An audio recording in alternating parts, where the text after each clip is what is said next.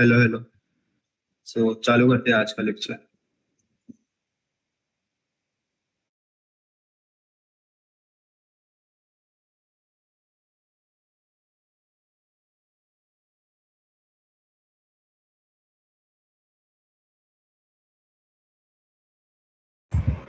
सो आज है हमारा डे 10। आज के दिन में हम सीखने वाले हैं ऑब्जेक्ट ओरिएंटेड प्रोग्रामिंग। सो पाइथन में आप डायरेक्टली प्रोग्राम लिख सकते हो।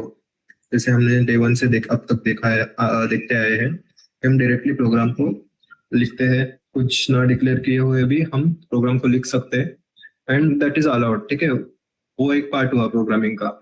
बट अगर आप जावा जैसे लैंग्वेजेस को देखोगे तो जावा जो लैंग्वेज है वो पूरी ऑब्जेक्ट ओरिएंटेड प्रोग्रामिंग पे बेस्ड है। आपको जावा में कुछ भी करना होगा तो आपको क्लासेस एंड ऑब्जेक्ट में ही करना है। आपको मेन क्लास डिफाइन करना पड़ेगा, देन अगेन आपके कस्टम क्लासेस आपको डिफाइन करने होंगे एंड उसके अंदर आपको प्रोग्रामिंग करनी होती है। तो जावा प्योरली ऑब्जेक्ट ओरिएंटेड प्रोग्रामिंग है। पाइथन में ऐसा कुछ नहीं है, आप नॉर्मल में भी डायरेक्टली लिख सकते हो। नॉट नेसेसरी कि आप क्लासेस डिफाइन करो देन ऑब्जेक्ट्स को डिफाइन करो। आप पाइथन में डायरेक्टली भी कोड लिख सकते हो, बट फॉर प्रोफेशनल प्रोग्रामिंग या आप बोल सकते हो कि फॉर मेजर लेवल जो एप्लीकेशंस बनते हैं जो बहुत बड़े स्केल पे होते हैं, तो उसके लिए ऑब्जेक्ट ओरिएंटेड प्रोग्रामिंग जो है बेस्ट ऑप्शन है। ऑब्जेक्ट ओरिएंटेड प्रोग्रामिंग क्या है? Is a programming style. ठीक है, ये बस एक प्रोग्रामिंग का स्टाइल है। ठीक, आप पाइथन में नॉर्मल डायरेक्टली प्रोग्रामिंग लिख सकते हो। और आज का लेक्चर थोड़ा काइंड ऑफ कॉम्प्लेक्स, बट ऐसा कॉम्प्लेक्स नहीं है, बट ट्रिकी होने वाला है। सो ऐसा हो सकता है कि आपको ये समझ में ना आए। वो समझने में बहुत लोगों को टाइम लगता है। डोंट वरी, अगर समझ नहीं आया तो मैं समझा दूंगा फिर एक बार। और डाउट जरूर पूछना अगर डाउट आया तो, बट काइंड ऑफ ट्रिकी हो सकता है क्योंकि मेरे को भी ऊप्स पहली बार में समझ में नहीं आया। एंड ऊप्स एक ऐसा कंसेप्ट है कि किसी को भी फर्स्ट अटेम्प्ट में नहीं समझता, बट हम ट्राई करेंगे उसको समझने के लिए। अगर नहीं भी समझ आता है तो कोई प्रॉब्लम नहीं। डे 9 तक जो है उतना भी आप करोगे तो आप बेस्ट प्रोग्रामर बन सकते हो। आपको ऐसा कोई स्पेसिफिकली बोलेगा नहीं कि पाइथन में आप उप्स करते हो कि नहीं। तो पाइथन जो भी उप्स का कंसेप्ट आता है वो जावा में मोस्टली चलता है, तो फिर भी हम पाइथन में देखते हैं क्योंकि पाइथन में भी उप्स अवेलेबल है and it is a good practice. आज के लेक्चर में हम उप्स देखेंगे, मतलब object oriented programming. It is a programming style where we create objects that represent real world things. जैसे आप अभी रियल वर्ल्ड का कोई एग्जांपल ले लो। एक ब्लूप्रिंट होता है एंड उस ब्लूप्रिंट पे बेस्ड मल्टीपल प्रोडक्ट्स बनाए जाते हैं। उन प्रोडक्ट्स को हम क्या बोलेंगे? ऑब्जेक्ट। जब भी कोई नई गाड़ी मार्केट में आती है तो सबसे पहले उसका एक ब्लूप्रिंट बनाया जाता है। सबसे पहले उसका एक प्लान बनाया जाता है जिसमें गाड़ी का एक पुन एक मतलब सारा का सारा उसमें लिखा रहता है कि कैसे गाड़ी बनानी है, उसका स्टाइल कैसे रहेगा, उसमें इंजन क्या रहेगा, सब सब वो पूरा एक ब्लूप्रिंट बोलते हैं हम उसे। अगर आपको पता रहेगा तो उसको हम ब्लूप्रिंट बोलते हैं। एंड देन उस ब्लूप्रिंट के बेस पर मल्टीपल गाड़ियां बनाई जाती है। मल्टीपल गाड़ियां जो बनाई जाती है उसको हम बोलेंगे ऑब्जेक्ट, और जो हमारा ब्लूप्रिंट है उसको हम बोलेंगे क्लास। ठीक है, इंस्टेड ऑफ हम ऑब्जेक्ट ओरिएंटेड प्रोग्रामिंग में क्या करने वाले हैं?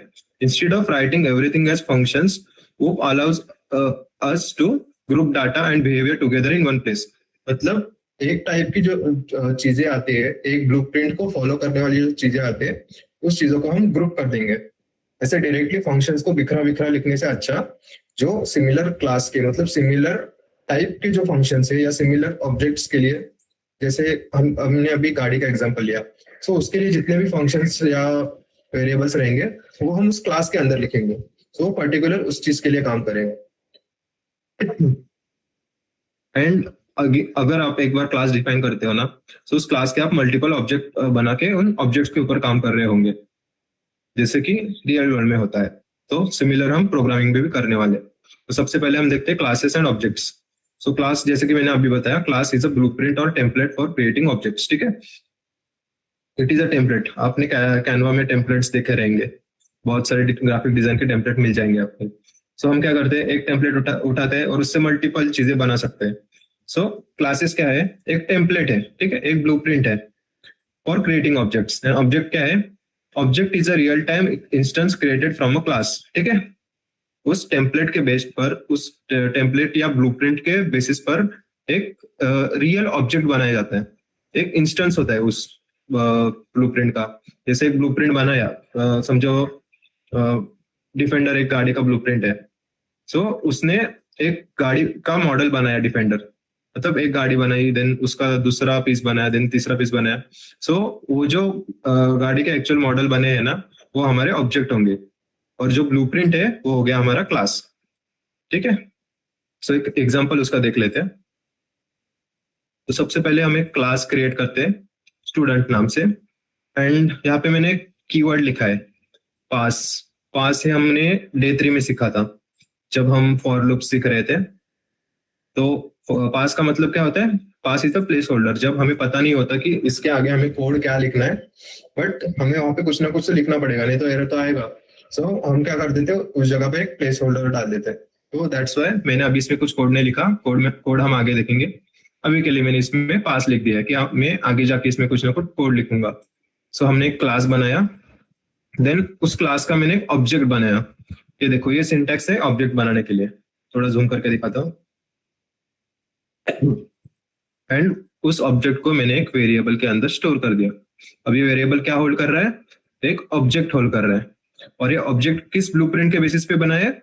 ये है हमारा पूरा ब्लूप्रिंट, स्टूडेंट। ठीक है, स्टूडेंट करके एक ब्लूप्रिंट है, उसके अंदर हमने एक ऑब्जेक्ट बनाया, एंड देन उस ऑब्जेक्ट को हमने स्टोर किया एक वेरिएबल के अंदर। और मैं सिंपल से क्या कर रहा हूँ, उस ऑब्जेक्ट को प्रिंट कर रहा हूँ। जैसे मैं प्रिंट करूंगा, देखो मुझे उस ऑब्जेक्ट का मेमोरी लोकेशन मिल गया कि ये जो ऑब्जेक्ट बना है वो कहाँ पर बना है, उसका मेमोरी लोकेशन प्रिंट किया है हमने। ठीक है, जब भी आप सिंपल से ऑब्जेक्ट, खाली ऑब्जेक्ट जो है, क्योंकि इसके टेम्पलेट में कुछ नहीं लिखा, देखो इसके टेम्पलेट में बस हमने पास लिखा है, तो काइंड ऑफ एम्प्टी ऑब्जेक्ट है। तो ये जो ऑब्जेक्ट है वो जहाँ पे भी रिसाइड कर रहा है वहां का मुझे मेमोरी लोकेशन मिल गया है। यहाँ पे देखो लिख के आया, main subject student object at student class का ऑब्जेक्ट है। ठीक है, ये किस क्लास को फॉलो कर रहा है? स्टूडेंट क्लास को फॉलो कर रहा है। तो स्टूडेंट क्लास का ऑब्जेक्ट है एट दिस मेमोरी लोकेशन। इस पे हम आगे ऑपरेशंस करेंगे, यहाँ पे बहुत सारी चीजें लिखेंगे।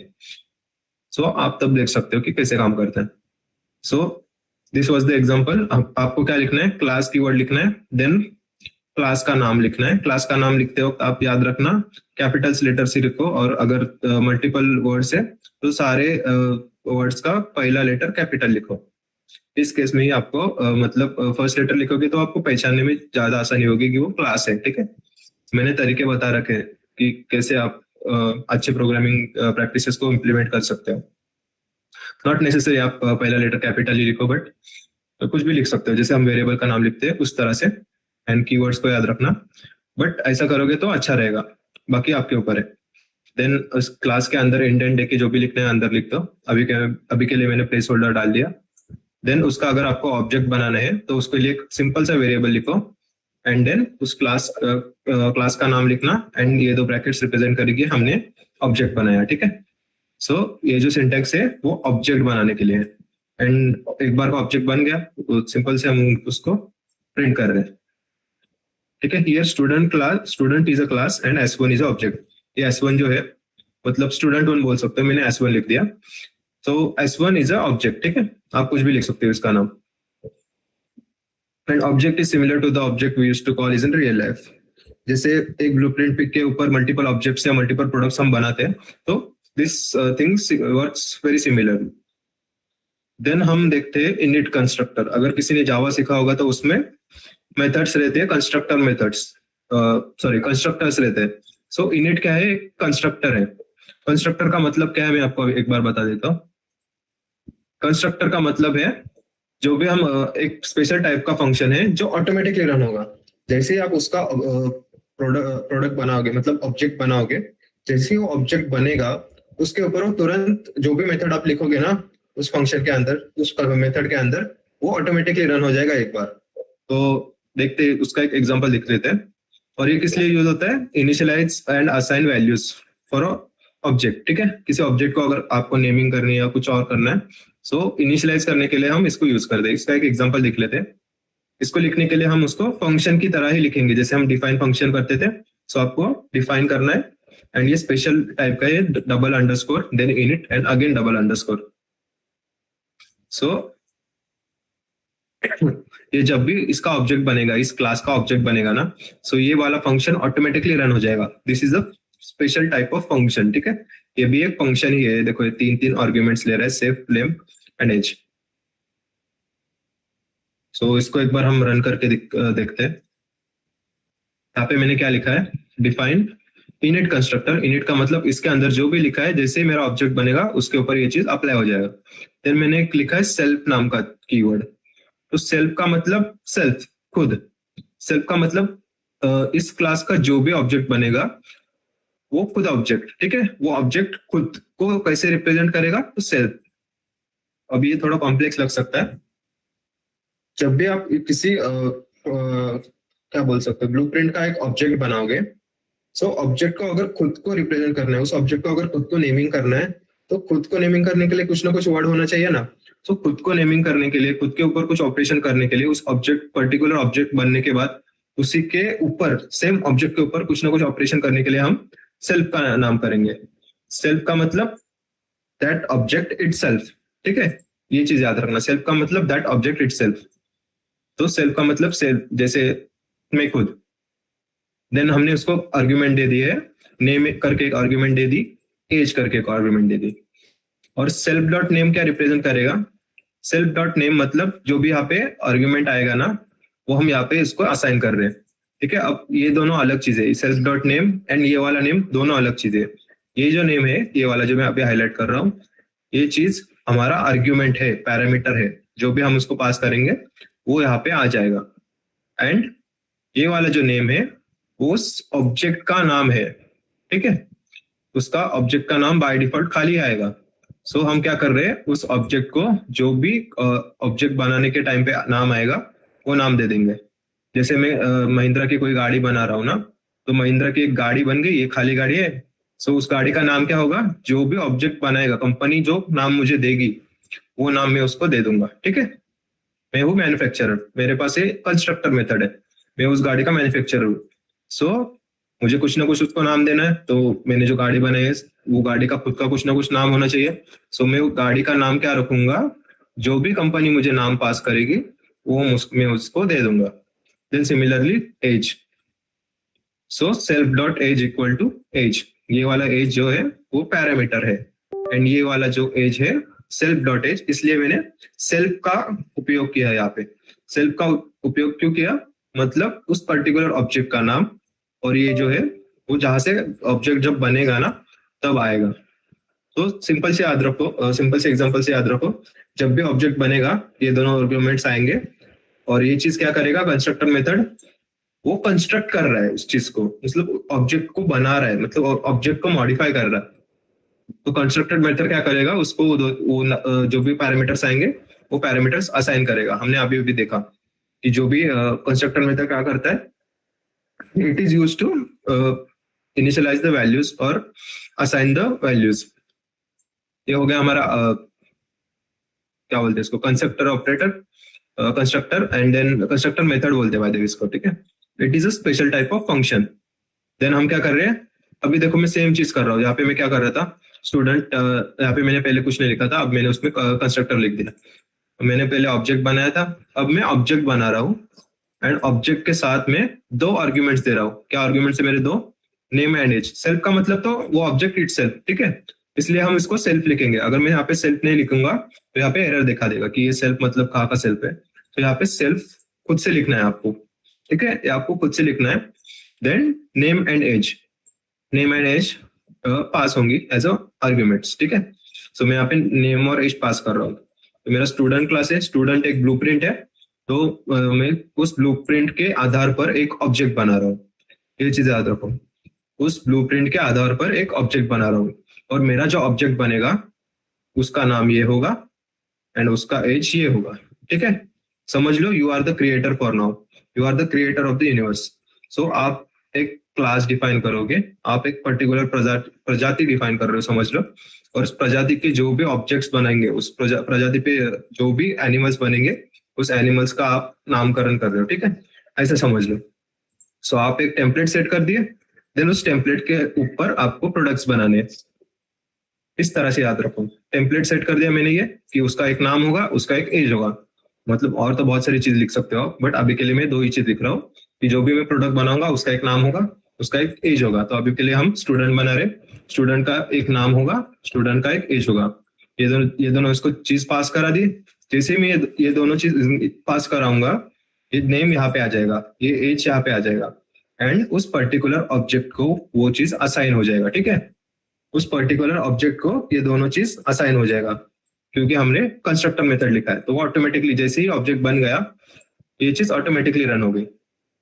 देन उसके बाद क्या होगा, वो ऑब्जेक्ट, पर्टिकुलर ऑब्जेक्ट मैंने इस S1 करके एक वेरिएबल है उसमें स्टोर किया है, और देन मैं उसके ऊपर काम क्या कर रहा हूँ, मैं जस्ट प्रिंट कर रहा हूँ S1 का नाम जो भी है दे दो, S2 का एज जो भी है दे दो। जैसे ही मैं यहाँ पे एज पे क्लिक करूंगा, ये रिफर करेगा यहाँ पे।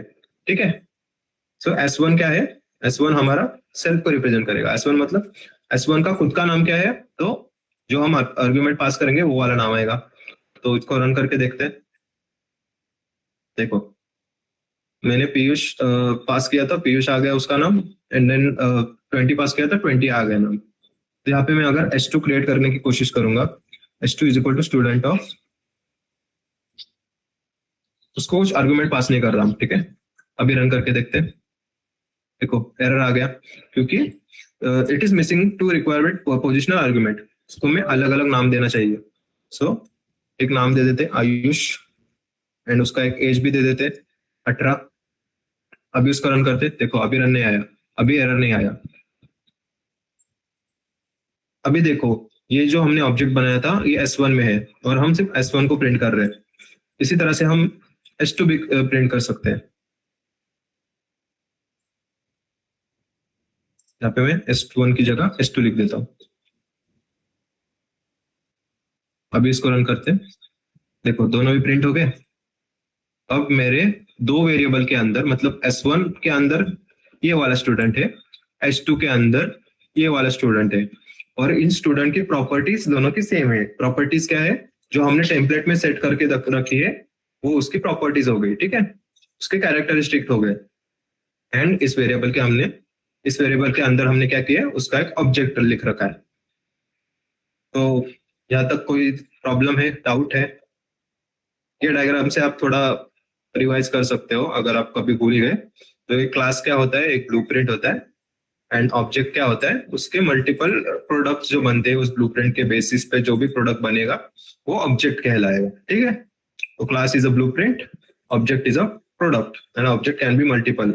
एक ब्लूप्रिंट के ऊपर बहुत सारे प्रोडक्ट बनाए जाते हैं, अपने रियल लाइफ में भी देखा रहेगा। तो इस डायग्राम से आप समझ सकते हो।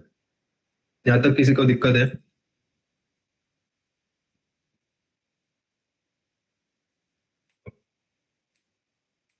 आई गेस किसी को कुछ प्रॉब्लम नहीं है।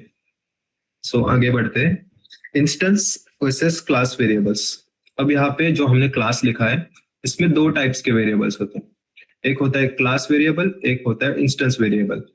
जो हमारा क्लास वेरिएबल है वो उस क्लास के अंदर, उस टेम्पलेट के अंदर पूरी जगह पे एक्सेप्टेड रहता है। ठीक है, इस क्लास के अंदर पूरा चलेगा, सॉरी ये वाले क्लास के अंदर यहाँ पे वो पूरा चलेगा। मतलब इसको मैं इस फंक्शन में भी एक्सेस करने की कोशिश करूंगा ना, तो एक्सेस हो जाएगा क्योंकि ये क्लास वेरिएबल है। यहाँ पे मैंने नोट्स में लिख रखा है, variable that shared by all objects of the class.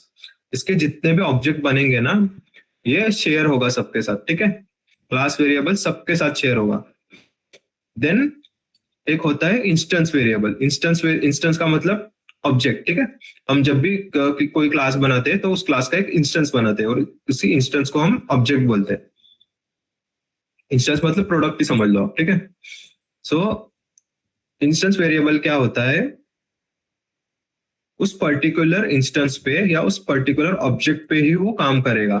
जैसे कि मैंने यहाँ पे आपको दिखाया, कहाँ गया हमारा इंस्टेंस वेरिएबल, जो है self dot name is equal to name, self dot age is equal to age, ये दोनों भी इंस्टेंस वेरिएबल है।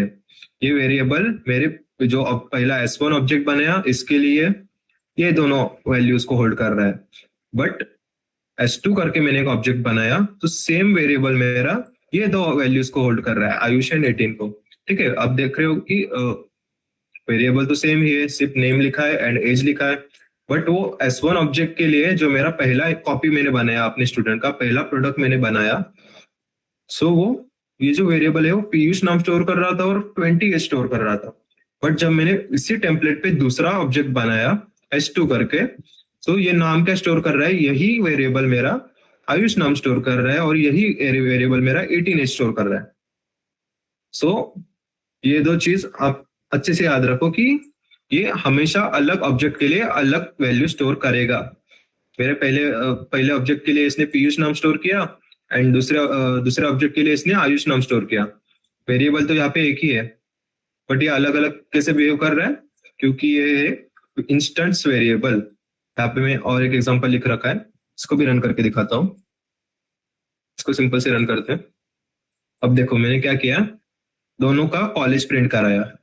अब मैंने पहला कॉपी बनाया अमित नाम से, दूसरा कॉपी बनाया राहुल नाम से। बाय द वे कॉपी नहीं होता, इसको हम ऑब्जेक्ट बोलते। तो पहला हमने ऑब्जेक्ट बनाया अमित नाम से एंड दूसरा हमने ऑब्जेक्ट बनाया राहुल नाम से। सो ऑब्जेक्ट किस क्लास का ऑब्जेक्ट बनाया हमने, स्टूडेंट क्लास का। मतलब ये स्टूडेंट के अंदर जितने भी प्रॉपर्टीज इसने यहाँ पे लिख रखे हैं मैंने, सारी चीजों को कैरी करेंगे। अब उसमें कुछ प्रॉपर्टीज हो सकते हैं कॉमन, तो कॉमन प्रॉपर्टीज किस में लिखेंगे हम, क्लास वेरिएबल्स में। जैसे दोनों का ही कॉलेज यहाँ पे तेरना है, बट उसमें कुछ प्रॉपर्टीज होते हैं वो हर एक की यूनिक। जैसे मैंने कहा कि नाम हो सकता है कि मतलब सेम भी आ सकता है, बट हर एक ऑब्जेक्ट का मोस्टली अलग अलग नाम रहेगा। इसका नाम अमित है, इसका नाम राहुल है, बट दोनों का कॉलेज क्या है, सेम है, तेरना है दोनों का कॉलेज। तो जो भी कॉमन प्रॉपर्टीज है वो हम क्लास वेरिएबल में लिखेंगे, ताकि दोनों का कॉलेज हम जब प्रिंट करें तो सेम ही आ जाए। ठीक है, अलग अलग करने की जरूरत नहीं है। बट जो भी हम अलग, हर ऑब्जेक्ट का अलग प्रॉपर्टी लिखना होगा, तो हम उसको इंस्टेंस वेरिएबल में लिखेंगे। और इंस्टेंस वेरिएबल में कैसे लिखना है, सेल्फ डॉट नेम, मतलब उस पर्टिकुलर ऑब्जेक्ट का नेम जो भी होगा। सो अभी देखो वेरिएबल तो एक ही है, बट अलग अलग बिहेव कर रहा है। अगर मैं इन दोनों का नाम भी प्रिंट करने की कोशिश करूंगा ना, यहाँ से ही उठा लेता हूँ, इन दोनों का नाम प्रिंट कर लेते, एज को हटा दो। अब देखो इन दोनों का नाम तो अलग अलग प्रिंट हो रहा है, Amit and Rahul, but in दोनों का कॉलेज सेम प्रिंट हो रहा है। क्यों, क्योंकि एक क्लास वेरिएबल था जो सारे, मतलब उस ब्लूप्रिंट में जो भी ऑब्जेक्ट बनेंगे, ये ब्लूप्रिंट को फॉलो करने वाले जो भी प्रोडक्ट्स बनेंगे, उन प्रोडक्ट में ये प्रॉपर्टी कॉमन रहेगी। एंड जो भी इंस्टेंस वेरिएबल हम लिखेंगे वो हर एक प्रोडक्ट का अलग रहेगा। ठीक है, जैसे आप मल्टीपल गाड़ियां देखते हो, अगर एक ब्लूप्रिंट पे मल्टीपल फॉर्च्यूनर बनी है, सो हर एक फॉर्च्यूनर का नाम तो फॉर्च्यूनर ही रहेगा, बट हर एक फॉर्च्यूनर मॉडल का जो भी गाड़ी बनी है, हर एक यूनिट का नंबर अलग रहेगा। इसका बिल्ड नंबर अलग होगा, इसके बाद में और एक फॉर्च्यूनर गाड़ी बना दी, सो उसका बिल्ड नंबर अलग होगा, उसका यूनिट नंबर अलग होगा। तो उसके हर एक यूनिट का नंबर तो अलग रहेगा, बट सबका नाम फॉर्च्यूनर ही रहेगा। समझ रही है बात? सो इस तरह से क्लास वेरिएबल काम करता है एंड इस तरह से इंस्टेंस वेरिएबल काम करेगा। यहाँ तक कोई प्रॉब्लम है?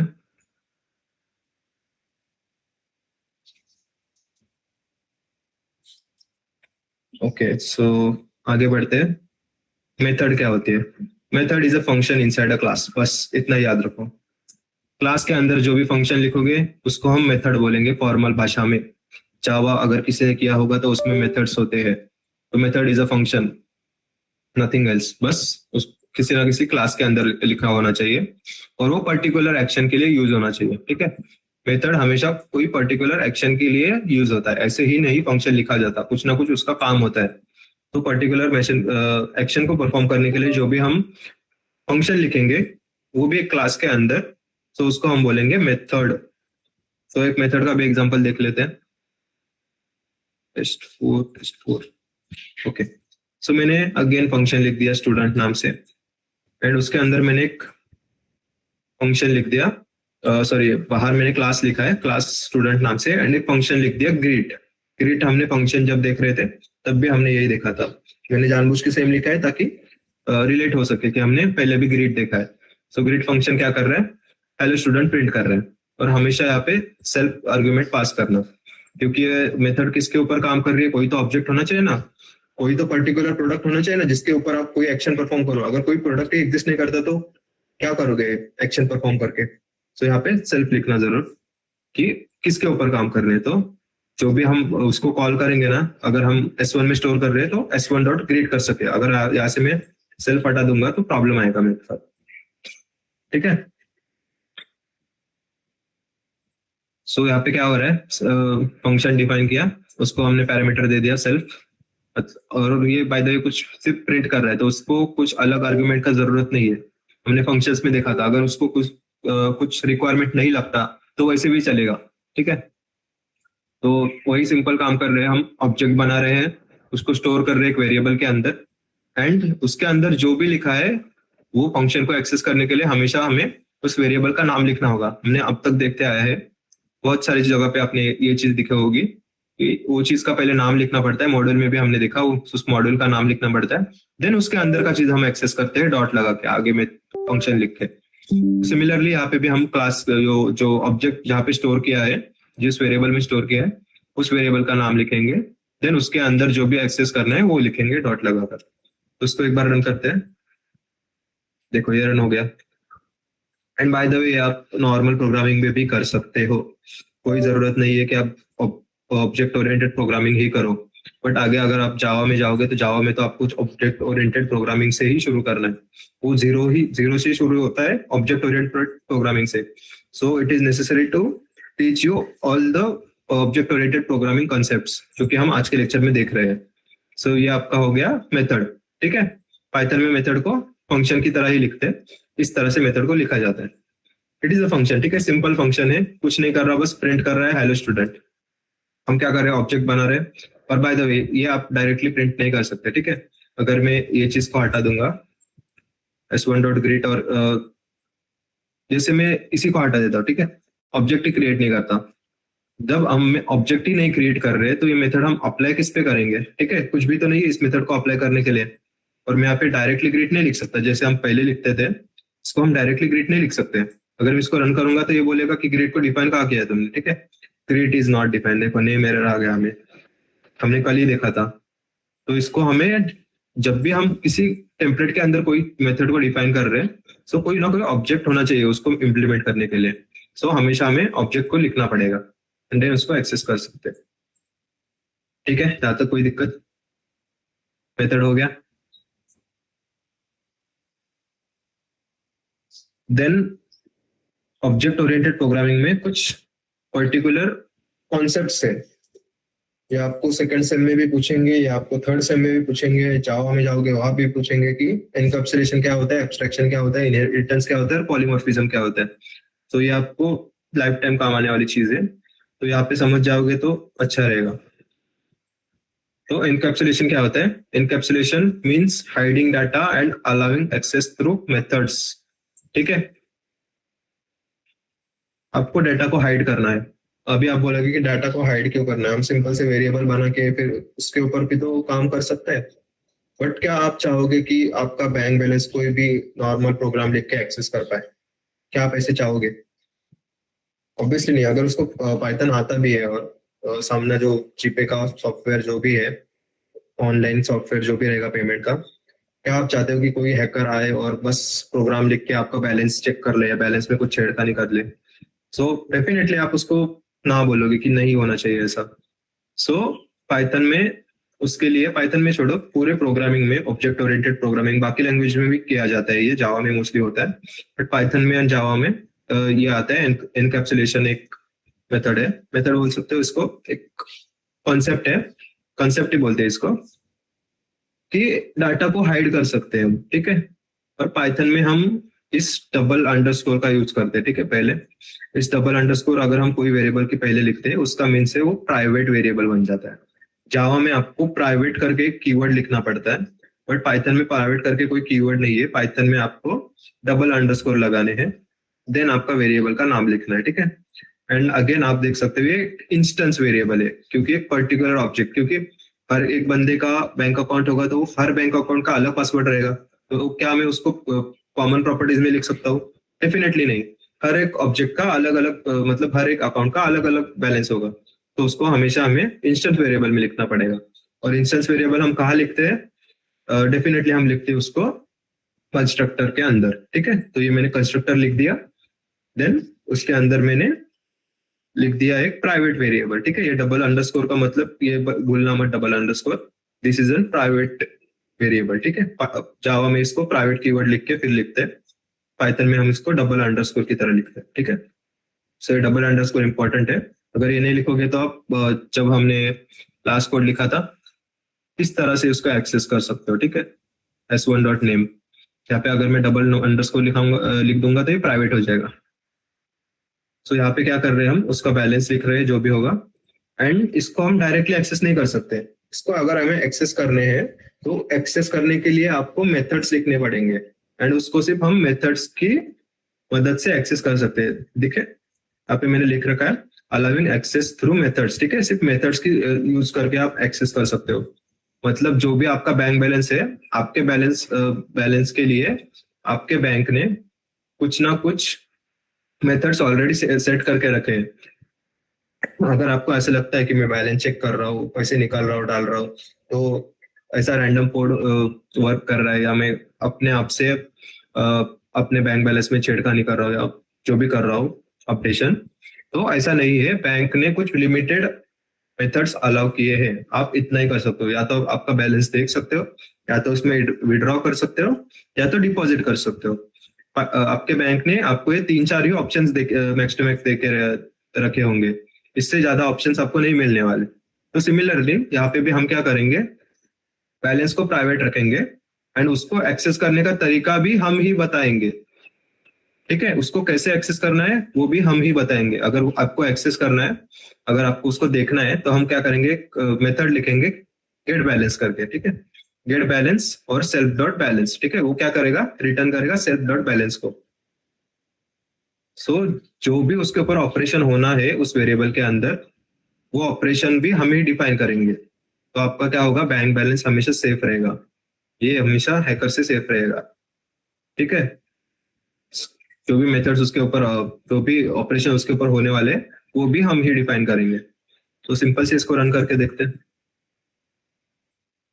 5 छोटा कर लेते हैं क्लियर। देन हमने वही कोड यहाँ पे लिख दिया है, कंस्ट्रक्टर लिख दिया, देन मेथड लिख दिया, ठीक है। मेथड का मतलब सिंपल है, फंक्शन है। उस फंक्शन के अंदर क्या लिखा है, रिटर्न करो जो भी ऑब्जेक्ट है उसका बैलेंस रिटर्न करो, ठीक है। किसी का भी बैलेंस नहीं चाहिए। अगर आप लॉगिन करते हो तो आपको खुद का ही बैलेंस दिखता है। जब भी आप एटीएम में पिन डालते हो तो आपको खुद का ही बैलेंस दिखता है ना, तो सेल्फ बताता है कि उसको जो भी ऑब्जेक्ट है उसका बैंक बैलेंस दिखाना है, किसी और का नहीं दिखाना, ठीक है। सो ये सेल्फ बहुत मतलब यूजलेस लगता है स्टार्टिंग में लोगों को, but this is very important, ठीक है। ये बताता है प्रोग्राम को कि किसका लेना है, ठीक है। सेल्फ मतलब उस पर्टिकुलर ऑब्जेक्ट का ही बैलेंस दिखाना है, किसी और का नहीं दिखाना। सो इसको हम कैसे एक्सेस कर सकते हैं, सिर्फ इस मेथड की वजह से एक्सेस कर सकते हैं। बाकी आप यहाँ पे डायरेक्टली लिखोगे तो वो एक्सेस होने वाला नहीं है, ठीक है। सो मैं क्या कर रहा हूँ, उस अकाउंट का एक ऑब्जेक्ट बना रहा हूँ। मैंने अकाउंट का एक ब्लूप्रिंट सेट कर दिया कि मेरा जो बैंक होगा उसमें ऐसा ही अकाउंट होगा, इसमें इस तरह से एक बैलेंस से होगा। जब भी अकाउंट बन जाएगा ना, बाय डिफॉल्ट उसका बैलेंस आएगा, ठीक है। अब यहाँ पे मैं 0 भी लिख सकता हूँ, 0 लिख देते चलो। जब भी मेरे बैंक में अकाउंट बनेगा, मैं क्या कर रहा हूँ, मैं बैंक का मैनेजर हूँ या ओनर हूँ, जब भी मेरे बैंक में अकाउंट बनेगा उसका बैलेंस 0 कर दो। और उसको बैलेंस को जब भी यूजर को बैलेंस देखना होगा तो यूजर क्या कर सकता है, गेट बैलेंस का मतलब जो भी फंक्शन वो फ्रंट एंड में अलग रहेगा बाय द वे, बट जब भी यूजर को देखना होगा तो ये फंक्शन की यूज करके, इसी फंक्शन का यूज करके उसको मैं एक्सेस कर सकता हूँ। बाकी टाइम उसको एक्सेस नहीं किया जा सकता। सो बैलेंस क्या हो जाएगा, सेफ हो जाएगा, बिल्कुल सेफ हो जाएगा, क्योंकि उसके ऊपर जो भी ऑपरेशन होने वाला है वो मैं डिफाइन करने वाला हूँ। जो भी मैं डिफाइन करूंगा उतना ही कर सकते हो, उसके अलावा कुछ नहीं कर सकते। तो that is very safer option. So इसको क्या करते हैं, हम रन करते हैं। हम प्रिंट क्या करेंगे, गेट बैलेंस, या अकाउंट के ऊपर जो भी मेरा मेथड है वो प्रिंट करके देखता हूँ। देखो अभी मेरा 0 प्रिंट हो गया। अभी मैं यहाँ पे और एक मेथड लिख सकता हूँ कि इसमें कुछ ऐड कर दो, जो भी डिपॉजिट मेथड लिख सकता हूँ यहाँ पे। देन विड्रॉ मेथड लिख सकता हूँ। विड्रॉ मेथड में क्या लिखूंगा, जो भी बैलेंस है उसमें से इतना इतना माइनस करो, जितना विड्रॉ कर रहा है उतना माइनस कर दो। तो मैं वैसे लिख सकता हूँ। एंड बाय द वे जो रियल लाइफ बैंकिंग सॉफ्टवेयर है वो इसी तरह से काम करते हैं, ठीक है। उसका बैकएंड भी इसी तरह से लिखा जाता है, आपका जीपे भी। तो ये it is an real life बस इतना सिंपल नहीं होता, बहुत ज्यादा चीजें होते हैं उसमें सेफ्टी के लिए, बहुत ज्यादा मेथड्स लिखे जाते हैं। देन विड्रॉ, एंड देन एक टाइम पे मल्टीपल जगह पे अगर पैसा निकाला जा रहा है तो वो टाइम पे क्या करे, तो उसके लिए बहुत सारा मतलब कंडीशंस रहते हैं। तो वो सारे कंडीशंस को ध्यान में रखते हुए बहुत बड़ा कोड रहता है, इतना सिंपल नहीं रहता। ये तो बहुत बेसिक लेवल का है, ठीक है। अभी के लिए आप इसके वजह से समझ सकते हो। सो आपको अभी इनकैप्सुलेशन का कॉन्सेप्ट समझ आ चुका होगा, ठीक है। हाइडिंग द डाटा, जो हमें बैलेंस था वो हाइड करना है, और अलाइंग एक्सेस थ्रू मेथड्स, जितने हम मेथड डिफाइन करिए उतने से ही उसको एक्सेस कर सकते हो, बाकी आप उसको एक्सेस नहीं कर सकते, वो सेफ चीज है हमारा, ठीक है। So that was the encapsulation. सबको इनकैप्सुलेशन समझ आ जाए।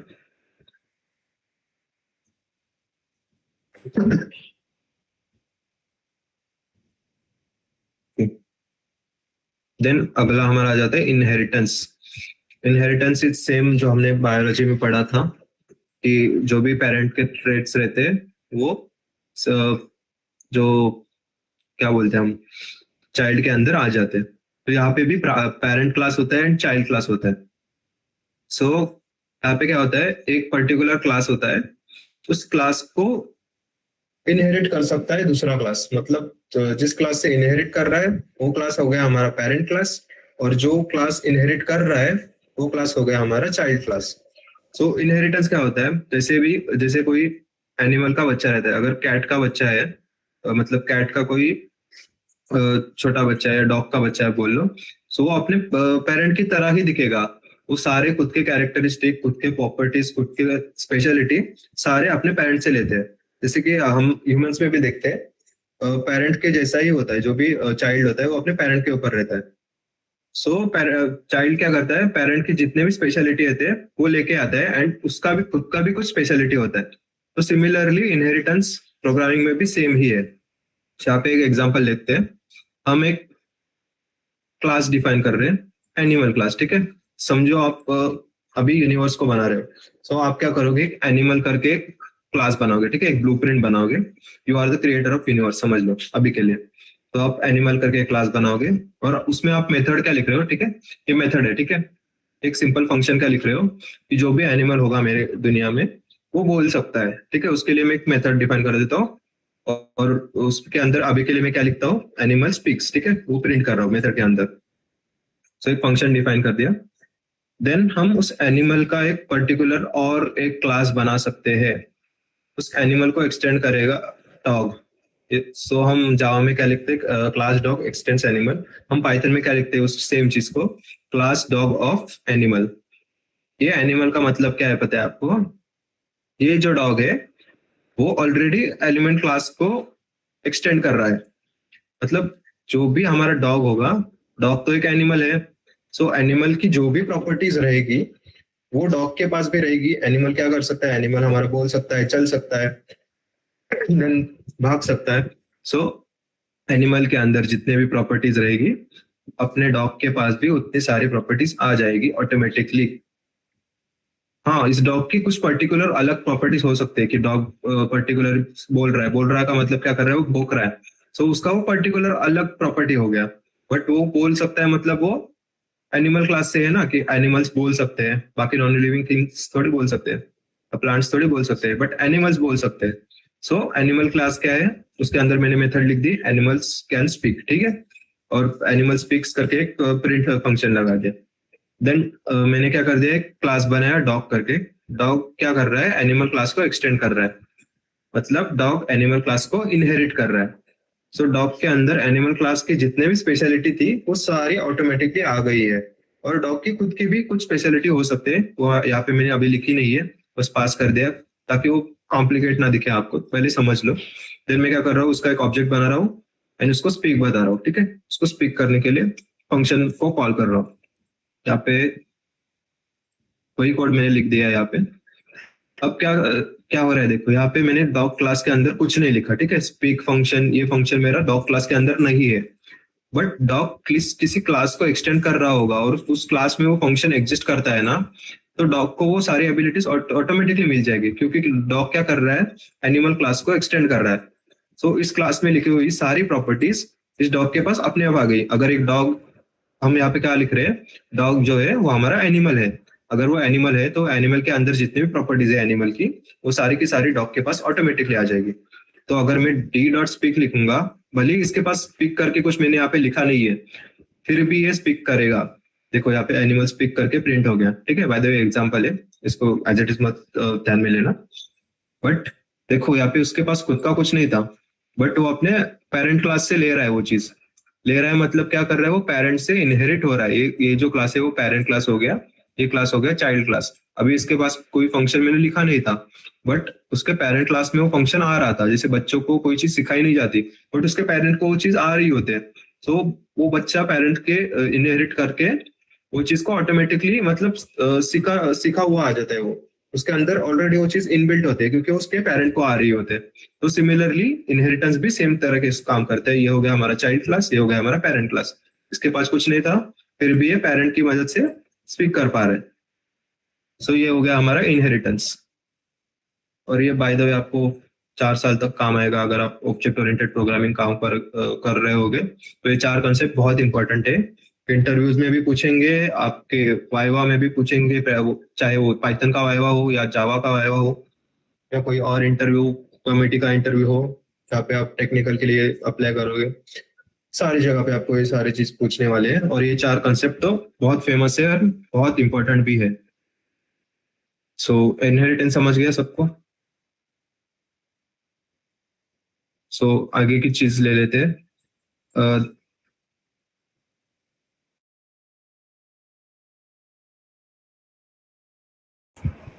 हेलो, तो आगे बढ़ते हैं। पॉलीमॉर्फिज्म क्या होता है? पॉलीमॉर्फिज्म मतलब same function name but different behaviour, ठीक है। पॉलीमॉर्फिज्म का आपने रियल लाइफ का भी मतलब ले सकते हो कि वो सिमिलर दिखता है बट काम उसका अलग रहता है, ठीक है। मॉर्फ, मॉर्फ का मतलब ले सकते हो मॉर्फ एंड पॉली। पॉली का मतलब एक से ज्यादा एंड मॉर्फ का मतलब सिमिलर, ठीक है। तो पॉलीमॉर्फिज्म का मतलब आप ले सकते हो सेम फंक्शन, मतलब उसका same function name but different behaviour. Function तो वो अलग रहेगा, उसका नाम सेम रहेगा, बट उसका काम अलग रहेगा। सो इसका भी एक एग्जांपल देख लेते हैं। अभी देखो मैंने एक डॉग करके क्लास बनाया। अभी यहाँ पे मैंने इनहेरिटेंस नहीं लगाया है।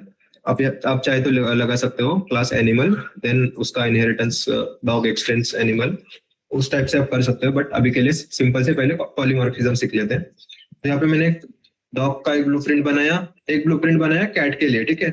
अभी जैसे मैंने आपको पीछे बोला, आप अभी के लिए सपोज कर लो आप यूनिवर्स बना रहे हो, तो मैं एक डॉग के लिए एक ब्लूप्रिंट बनाया कि मैं एक डॉग ऐसा होगा। वो डॉग क्या कर सकता है, एक मेथड लिख दी, फंक्शन लिख दिया स्पीक, ठीक है। तो वो डॉग हमारा बोल सकता है। और कैसे बोलेगा वो बार्क करेगा, ठीक है।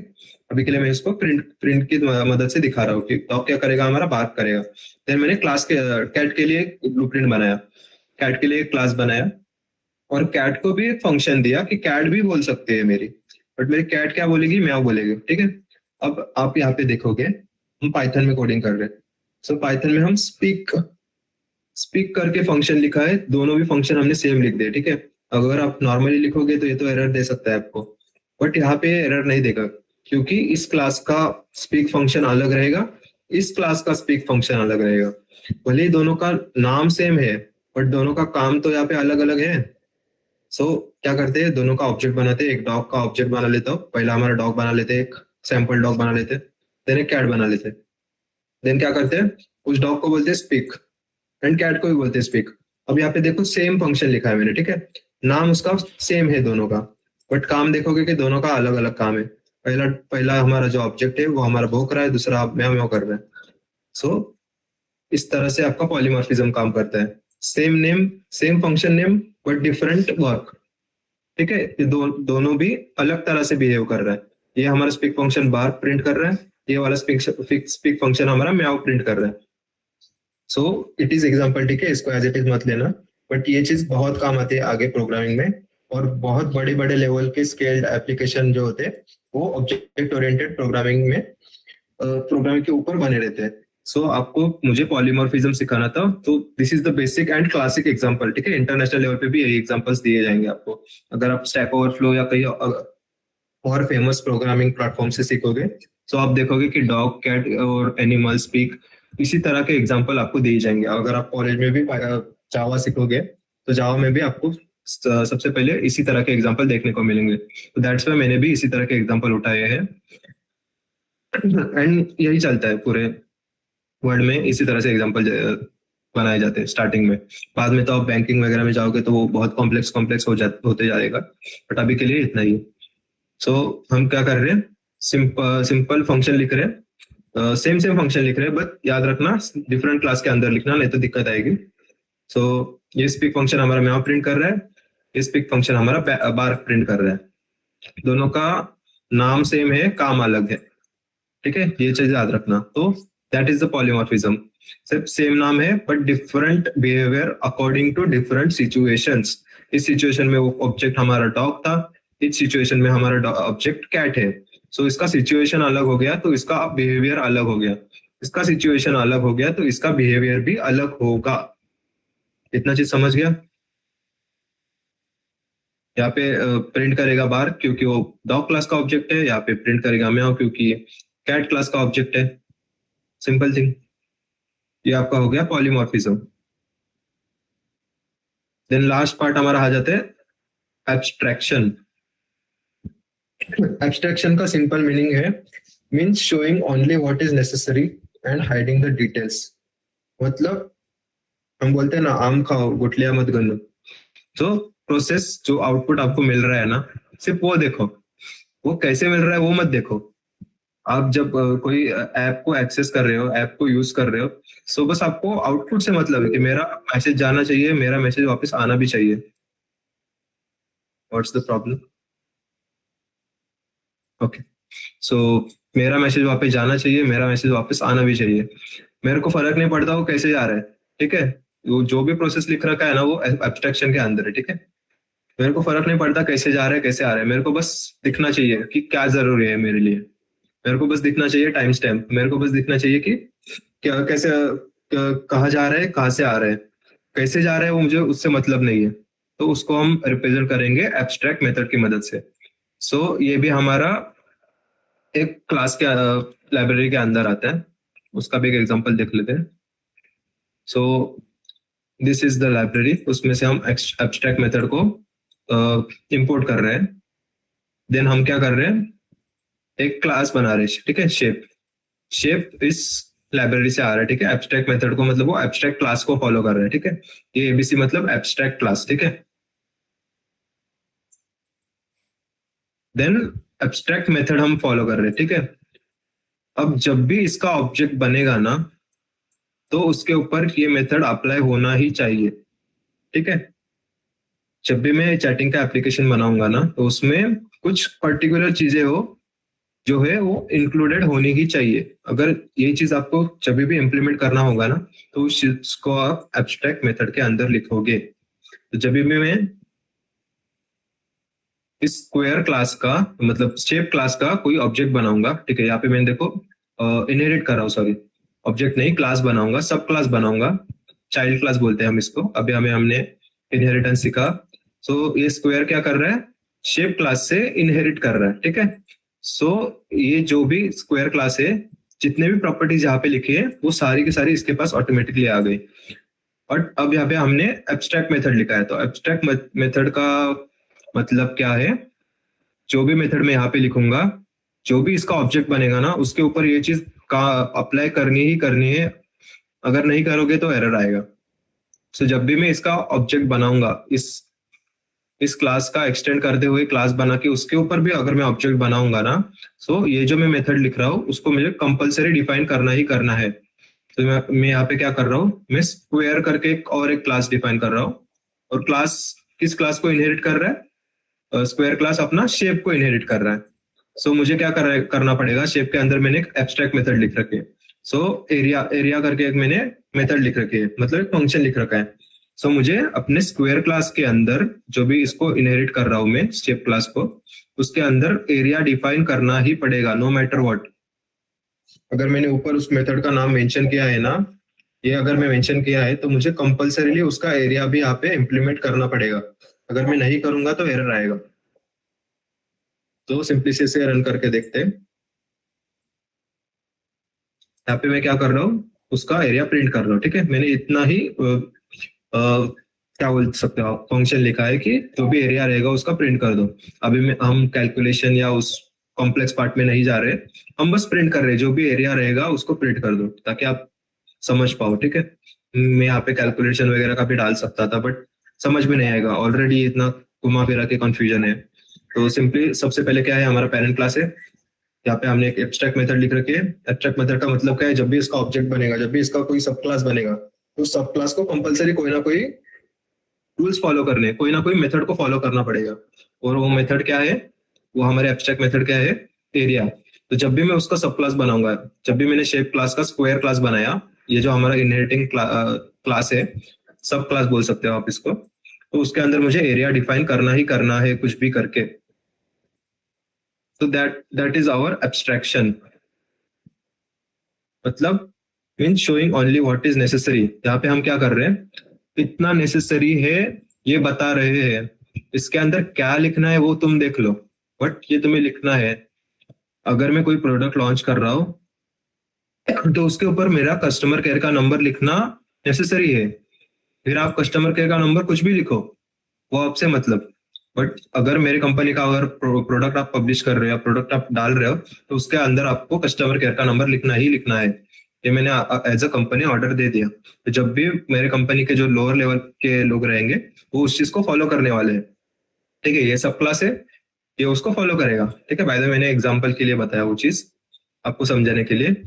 ये जो ऊपर लेवल है, एडमिनिस्ट्रेटिव लेवल, वो बताता है कुछ चीजों को कैसे उस चीजों को इम्प्लीमेंट करना है, and that is mandatory to implement. ठीक है, कैसे करना है वो मुझे फर्क नहीं पड़ता, मैं बस ऐप दिया कैसे चाहिए, बट मुझे चाहिए। ठीक है, तो एब्स्ट्रैक्शन समझ में आ गया।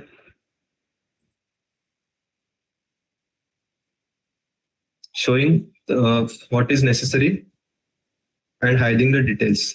उसका डिटेल्स मुझे फर्क नहीं पड़ता, बट जो नेसेसरी है वो इम्प्लीमेंट होना ही चाहिए। तो मैं मेथड लिख दूंगा जो मुझे चाहिए, मुझे कंपलसरी चाहिए, जो भी सब क्लास बनेगा उसमें जो भी मेथड लिखूंगा वो कंपलसरी चाहिए।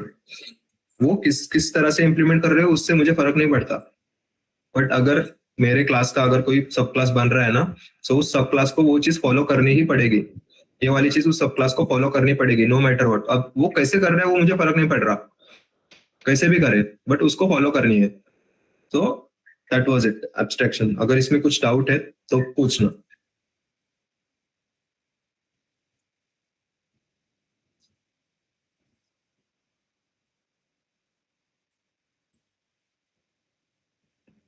एंड हो सकता है कि ये चीज आपको थोड़ी अलग तरह की लगे कि ये चीज क्यों यूज होती है। यूज केस मैंने आपको एब्स्ट्रैक्शन या एनकैप्सुलेशन एंड इनहेरिटेंस का तो यूज केस मैंने बता दिया आपको।